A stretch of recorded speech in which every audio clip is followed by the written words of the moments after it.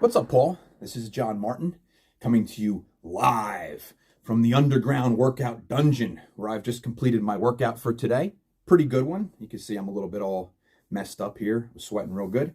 But I thought I could help you a little bit about what we talked about today regarding your shoulders and potential rotator cuff injury.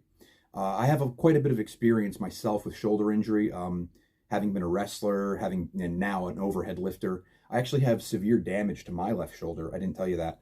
But I've done such a good job strengthening everything around my shoulder. I have labral damage. It's like a membrane that kind of holds the head. I don't know what your biological knowledge is, but basically it's a membrane that holds the head of the humerus in place. And mine's extremely stretched and damaged. But I've done such a good job strengthening everything around it, it doesn't seem to matter. So I have a healthy shoulder joint, despite the fact that I don't have a healthy shoulder joint. So I thought I could help you out a little bit, and I want to go over a little bit about what exactly might be going on, just based on the very vague description you gave me, just in my experience. Because we get a diagnosis or we suspect what they call a rotator cuff injury. That's a very vague thing. That's like saying I have alcoholism. Well, what's really the underlying cause, right? So in the vein of Musashi Miyamoto, if one understands the path broadly, he will see it in all things. Same idea. What's the underlying cause? What might be causing your issue, your pain, limited range of motion? We didn't really get into that, but I'm going to kind of cover all that real quick. So rotator cuff consists of 4 small muscles. I would actually consider it 5, but the 4 are the subscapularis, all right, the infraspinatus, which I think is probably where your problem is, the supraspinatus, where I think the problem is, the infraspinatus behind the shoulder blade, and the teres minor. All right, those are the 4 muscles. So I would also say the teres major kind of classifies as one, but that's neither here nor there. There's more going on in the shoulder than that because it's this ball and socket joint. You also have these larger muscles like the pec, the trap, and the lat that while these smaller ones kind of articulate angle, those are the ones doing the heavy lifting.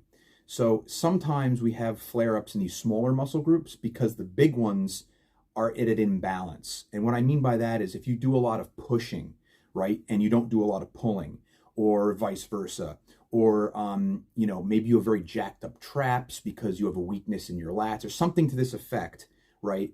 The orientation of your shoulder blades can be goofy, and this can cause issues. So sometimes it's really not a tear or serious damage or anything like that. It's more of an imbalance. All right. So we're going to talk about how to assess that.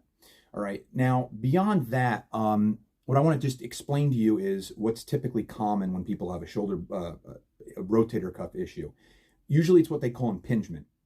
What that means is we have our shoulder blades, right? Those triangular bones in the back of your body. And on the top of them, we have what's called the omicron process, right? So you have this triangular bone, and then there's a little like hook at the top, and that's right here. The supraspinatus runs underneath that into the head of the humerus, okay? Now what happens, like I said, if you have some sort of an imbalance, right, where you're very forward oriented, which sitting does, which, we typically do because we're doing things here all the time. And if you add to that a lot of pushing activity, which you said you did a lot of lifting, I'm assuming you did a lot of bench press, you did a lot of push-ups, stuff like that. That's typically that's where the problem lies. And when you're diagnosed with a shoulder impingement or rotator cuff issue, usually that's what the issue is. And the reason is because when the shoulder blade is oriented that way, right, kind of like they call upward rotation, and protraction, you get that hook, that process pushing on the muscle. And now when the muscle functions, you have contact, and that causes damage. Maybe it's serious, maybe it's not. It could just be inflammation, which causes pain. It could be tearing. It could be severe. It could be not severe at all. We don't know yet. But the idea is we're going to assess. And so what I want to do today is show you a few different exercises. In this video, I'm going to cover something called the arm bar. And regardless of whether you have impingement or not, this is an exercise which is typically safe. And it's an exercise that helps you build what I call an intelligent joint. What I mean is you're going to teach the joint to stabilize itself. While you're going to use weight, it's not exactly a resistance exercise because you're not lifting the weight, essentially. You are going to stabilize the weight. All right, so I'm going to show you a couple different options of weight to use, and I'm going to take you through it really quick. So, okay. I'm going to give you a couple like parameters, and then you're going to see what I mean when I actually go through it. So first of all, you can use a couple different things. I'm a kettlebell lifter, so you can use a kettlebell, and there are advantages to that. You can also use a dumbbell, And there's advantages to that, and we're going to go over those really quick. But for now, quickly setting up. Now, I'm going to be laying flat when I do it, but really quick, I want to talk about how we're going to orient the legs. And you're going to see what I mean in a second. If I'm doing the exercise with my right hand, I'm going to be planting my right foot, all right? When I plant the foot, I don't want a narrow stance. Again, you'll see what I mean in a moment. I want to create space, okay? And that'll make sense right now when I demonstrate the starting position. So I'm going to be laying flat, okay? Again, not narrow, wide, okay? My starting position is going to be flat on my back, looking up, and this arm needs to get out of the way. So it's going to go over my head, like so, right? Straight over my head. A lot of people screw that up. They end up rolling on top of the arm. Again, you'll see what I mean in a second, but you want it out of the way, okay? And the starting position is going to be with weight here. So if my right leg is planted, my right arm is holding the weight. All right, I'm going to demonstrate with a dumbbell really quick.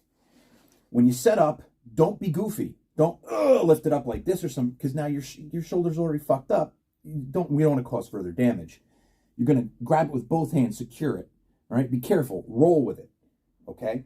I recommend very lightweight at first, and then slowly building up to see what you can tolerate. You don't even need to use a weight. You can use a shoe. You can use something light, something just to go through it. And I would go through it with no weight to get used to it first, just the motion. So like I said, we have this wide base, all right? You could press the weight with one hand if you want to be a badass, or you can secure it with both. Since we have shoulder issues, I recommend both, okay? Once the weight is secure, okay, you want to find an orientation, not here, like you're doing some kind of a chest press, either about 45 degrees to straight up and down. Somewhere in here. You want it to be comfortable, all right? I like about 45 degrees, and that's because I'm a kettlebell lifter, and that's complicated. Not really the scope of this video. Other arms out of the way. What I'm going to do is push with this foot, create leverage, and roll my body onto its side. Here's how not to do it. The hips go, and then kind of everything follows, and you do this weird flop. We don't want that. Connect everything.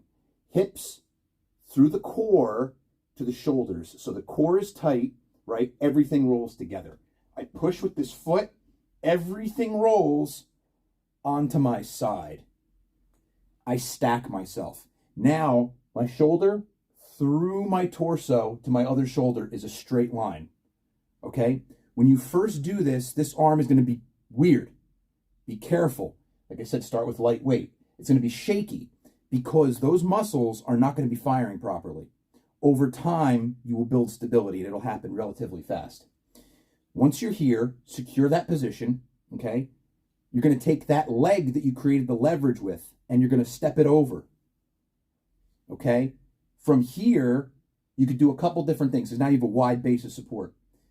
I like to flatten. So you can sit here for a few seconds, stabilize, maybe 5 seconds, then slide the knee. I think you can see that. Open the chest. Now, you don't have to go, I can go really low. I have ridiculous shoulders. But you don't need to go this low. You just need to open up the chest. This serves two purposes. Stabilizing at different angles. And number two, stretching out that chest muscle, which could be a problem, could be an issue that's causing that impingement if it's that muscle we're talking about. All right? Now, you could do this for time. You could do this for reps. Obviously, right now I'm doing it for time. If you're doing it for time, it's going to be to tolerance, right? If it starts to fatigue, very simply, roll back, stack yourself first, stop, secure yourself, step over, and then roll down slowly and bring the weight down, okay? I recommend doing a long repetition like that or a couple sets of one long repetition like that sometimes. You can also do it repetitiously. Let me demonstrate that.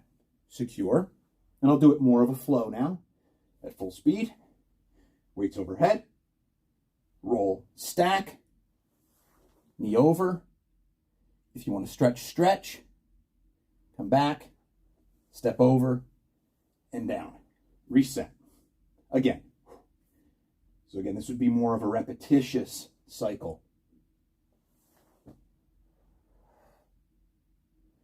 And like I said, what you're doing this whole time is getting all those little shoulder muscles to stabilize that weight, building what I call an intelligent joint, all right? If you do this with light weight, you can do it probably, and I'd recommend you do it like 5 times a week.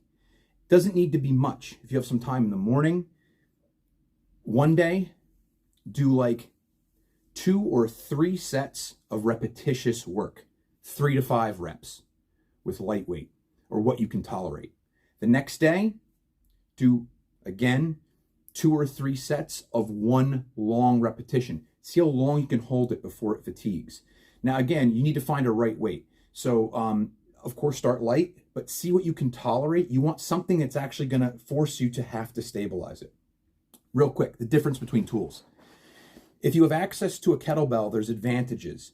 The dumbbell is a little harder to stabilize because it's 2 weights. So when it's overhead, there's a rotational thing going on here that you have to stabilize. The kettlebell is flat against your hand. The other thing about the kettlebell that's cool, you don't have to actually hold it. Your hand and your grip can stay loose. So instead of gripping the weight, which will force muscle activation, when you use a kettlebell, you can stay very relaxed. And in doing so, right, you're not going to force, because when you grip it, you create what's called irradiation and you force muscle activity. Whereas when you stay relaxed, now I can do it pretty well because, I'm used to this, even though I'm, still kind of coming off a bender and withdrawal. I still have pretty good shoulders, right? So, it's a more relaxed variation. And in doing so, you begin to teach the muscles to function without manual activation. All right, so that's the kettlebell armbar and a little bit about, exactly what could be going on. Because again, it's like if you get a diagnosis of a shoulder rotator cuff issue, it's really like a broad term. So, that could be what's going on. If you actually have something happening and sharp pain in the shoulder, I highly suspect it's that supraspinatus muscle. All right, I'm going to give you a couple more videos also covering some stuff for mobility and maybe even a couple more exercises. We'll see how much time I have here. All right, try it out. And please, if you have any questions, ask me.